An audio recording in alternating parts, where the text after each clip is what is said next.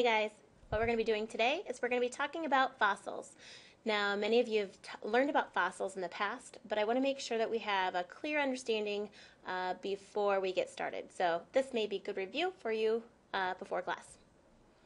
So first of all, I want to make sure we understand there's two kinds of fossils that we're going to be talking about in class. We are going to be talking about body fossils, which are fossils that basically show the body of an organism, as well as then trace fossils, which might be prints, impressions, and so forth. So let's go ahead and start taking a look at how they're formed.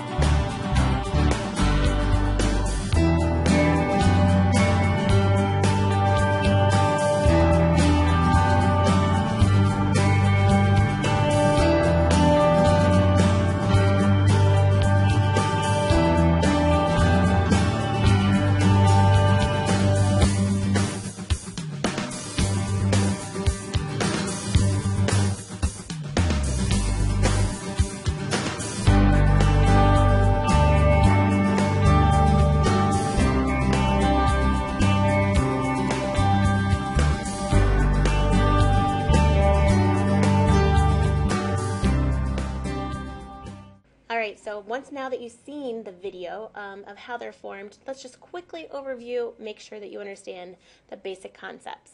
So body fossils, basically the organism dies. Now, usually it happens in a water environment where there's lots of water so that we can have quick deposition. I do want to make sure we understand that it doesn't always have to be like in an ocean, like I said in the video, but usually there has to be a lot of water. So it could happen in a swamp environment where there's lots of water. It could happen in any of those type of situations. But that's one of the reasons why we don't see a lot of fossils from different types of environments, like, for example, deserts, because oftentimes the deposition is not fast enough to go ahead and occur. That's also another reason why we don't see lots of fossils of certain organisms, because it just has to be by chance that they land in a water kind of environment, or that they quickly get covered over before animals can get to it or something like that. So it's one of those things where there's a reason why we don't see a lot of fossils of certain organisms, and it's because it has to be a very picky environment. Lastly, there goes the mower. Lastly, I want to make sure that we start to understand trace fossils. Trace fossils could be an imprint, it could be an impression, but basically when we're talking about trace fossils, we're talking about it's a clue that a living organism was there, and it gives us some information about that organism.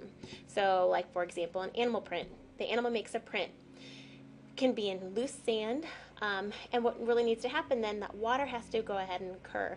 So if it's in a desert situation, it could be fog that covers the sand, that leaves the actual water vapor residue to go ahead and harden the sand. But we need a way for the sand to actually crystallize or be glued together. And the last thing that we need to make sure we understand is that we have to have that cementation process. Hopefully you have the idea of how fossils are formed, and if you happen to have any questions, make sure you go ahead and let me know. See you in class.